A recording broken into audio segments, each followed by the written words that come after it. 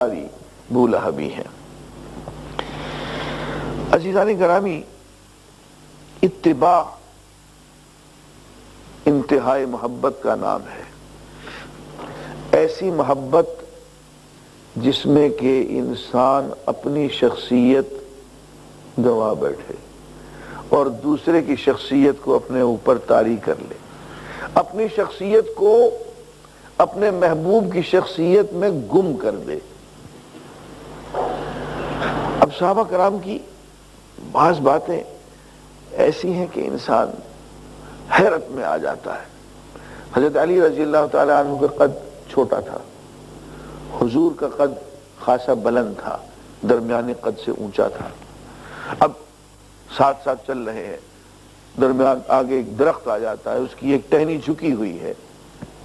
اب اس خیال سے کہ یہ ٹہنی سر پہ لگ نہ جائے، حضور اکرم صلی اللہ علیہ وسلم اپنا سر جھکا لیتے ہیں۔ حضرت علی کو ٹہنی سے کوئی خطرہ نہیں تھا، سر جھکانے کی ضرورت نہیں تھی، لیکن چونکہ حضور نے وہاں سے سر جھکایا اور آگے بڑھے تو وہ بھی سر جھکا کے آگے جائے۔ حضور اکرم صلی اللہ علیہ وسلم تشریف لے جا رہے ہیں، راستے میں کیچڑ پہ پاؤں آپ کا پھسل گیا، ہلکا سا پاؤں پھسلا، سنبھل گئے، آگے بڑھ گئے۔ اب صحابہ کرام پیچھے سے جتنے بھی آ رہے ہیں وہاں سے پاؤں پھسلاتے ہوئے آ رہے ہیں، کر لو بات، اس کا کیا کرو گے؟ ایک ذوق پیدا ہو گیا ہے کہ زندگی پوری کی پوری حضور کے نقشے پہ گزارنی ہے، اس کو اتباع کہتے ہیں۔ قرآن مجید میں ارشاد ہوا لقد کان لکم فی رسول اللہ اسوۃ حسنہ، تمہارے لیے حضور اکرم صلی اللہ علیہ وسلم کی ذات گرامی بہترین نمونہ ہے۔ سورہ حدیبیہ کا منظر جن لوگوں نے دیکھا تو انہوں نے جا کے اہل مکہ کو بیان کیا کہ کن لوگوں سے لڑتے ہو۔ محمد صلی اللہ علیہ وسلم کا تو حال یہ ہے کہ ہم نے تو بڑے بڑے دربار دیکھے ہیں، بادشاہ فارس کا دربار دیکھا ہے، فلاں کا بادشاہ شاہ روم کا دربار، جو اللہ نے عزت اور جو رتبہ حضور کو دے رکھا ہے اور جتنی محبت حضور کے صحابہ حضور کے ساتھ کرتے ہیں وہ تو ہم نے کہیں بھی نہیں دیکھی۔ اور بھائی وہ تو بال کٹوائیں تو صحابہ ان کے بال زمین تک نہیں گرنے دیتے، وہ تو وضو کریں تو صحابہ ان کے وضو کا پانی زمین پہ نہیں گرنے دیتے، وہ تو کہیں تھوک دیں تو ان کی تھوک زمین تک نہیں پہنچتی ہے، صحابہ راستے سے وہ تھوک اور بلغم تک اٹھا لیتے ہیں۔ یہاں ایک بہت خوبصورت واقعہ پیش آیا۔ حضور اکرم صلی اللہ علیہ وآلہ وسلم وضو فرما رہے تھے اور آپ نے دیکھا کہ صحابہ آپ کے پانی کو درمیان سے ہی لے رہے ہیں اور آپس میں بانٹ رہے ہیں، کوئی منہ کو مل رہا ہے، کوئی ہاتھوں کو مل رہا ہے۔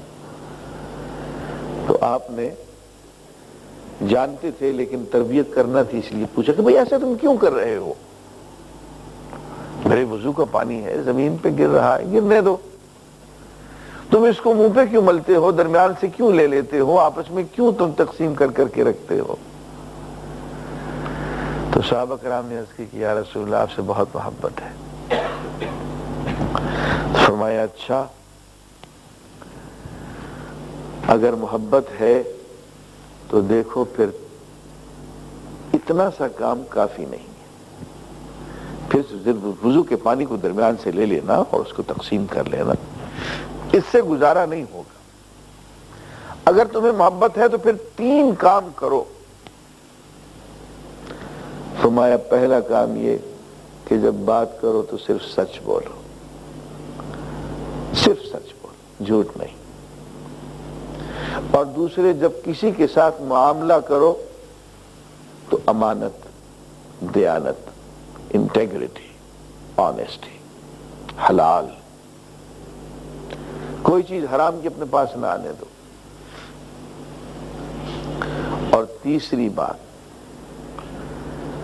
حسن سلوک سے پیش آؤ، خاص طور پہ اپنے ہمسائے کے ساتھ۔ اب دیکھیے ان 3 باتوں میں عزیزان گرامی، اب یہ ہے معجزہ رسول کا۔ باتوں میں ایک بات کہہ دی، لیکن میں کہتا ہوں کہ ان 3 باتوں پہ ذرا غور کر لیجئے، پوری زندگی اس کے اندر آ جاتی ہے، کوئی نیکی بچ کے نہیں رہتی ہے۔ میں اسی لیے کہتا ہوں کہ ولسے بیچارے ایڑیاں رگڑتے رہ جاتے ہیں۔ ایک جملے میں نیکی کا سارا نقشہ بیان کر دیا، سچ، امانت، حسن سلوک۔ کوئی چیز رہ گئی ہے چوتھی تو مجھے بتا دو۔ یہ ہوتی ہے رسول کی تعلیم، یہ ہوتا ہے معجزہ کہ ایک بات کہہ دی، بڑے آرام سے ہلکی سی بات کہہ دی، باقی بچا کچھ نہیں، سارے کا سارا اس کے اندر آ گیا۔ اور عزیزان گرامی، آپ ذرا غور کریں کہ حضور اکرم صلی اللہ علیہ وآلہ وسلم اعلان نبوت سے پہلے آپ کے 2 لقب تھے، ایک صادق اور ایک امین۔ اور آپ نے مشہور حدیث پڑھی ہوگی وہ حجر اسود کی، جس میں لوگوں میں قبیلوں میں جھگڑا ہو گیا، انہوں نے کہا حجر اسود میں رکھوں گا، اس نے کہا میں رکھوں گا اس کی جگہ پہ۔ آخر فیصلہ یہ ہوا کہ کل صبح جو سب سے پہلے بیت اللہ میں آئے وہ ہمارا فیصل ٹھہرے، اور سب سے پہلے حضور کی ذات گرامی تشریف لے آئے۔ تو حدیث میں جو لفظ آیا ہے حضور کے بارے میں وہ یہ نہیں کہ جاء محمد، محمد آ گئے، جاء الامین، سب نے کہا جاء الامین، جاء الامین، وہ ذات گرامی جو امانت دار ہے وہ آ گئے۔ لقب پڑا ہوا ہے، دی آنیسٹ مین، دی ٹروتفل پرسن، یہ ایک لقب پڑا ہوا ہے، ایک نام پڑ گیا ہے۔ اس لب سے سچائی کے علاوہ اور کچھ نہیں، اور ان ہاتھوں سے سوائے امانت کے اور کچھ نہیں ہوگا۔ اور یہی وجہ ہے کہ آپ نے دیکھیں ہمارے ہاں ترجیحات بدلی ہوئی ہے۔ ہم کہتے ہیں ایک آدمی وہ ہے جو ساری رات مسجد میں رہے، متقی وہ ہے جس کے یہاں پہ سجدے کا نشان پڑا ہوا، مسلمان وہ ہے جو مسلمان کے گھر پیدا ہو جائے۔ اب دیکھیے حضور نے مسلمان کی تعریف کیا فرمائی ہے، اس سے پتہ چلتا ہے کہ سیرت میں کن باتوں کی اہمیت۔ المسلم من سلم المسلمون من لسانہ و یدہ، مسلمان وہ ہے جس کی زبان سے اور ہاتھ سے دوسرے مسلمان محفوظ رہیں، کسی کو خطرہ ہی نہ ہو اس سے کہ اس کی زبان جو ہے میں ادھر جاؤں گا میرے خلاف پیچھے سے بکواس کرے گا، جھوٹ بولے گا، تہمت لگائے گا، یا میرے اندر جو عیب ہیں وہ دوسروں کو بتائے گا، غیبت کرے گا۔